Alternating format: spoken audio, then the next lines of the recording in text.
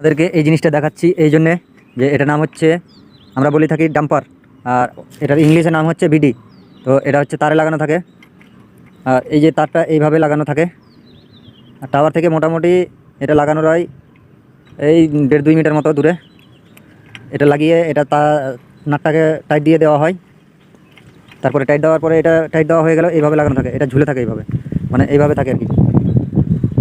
এটার কাজ হচ্ছে, এটার 1 নম্বর কাজ হচ্ছে যে এটা মানে তারটা যে হাওয়াতে উড়ে না, হাওয়াতে উড়বে হিলবে, ওই ভাইব্রেশিং হয় তারটা টাওয়ারের উপরে।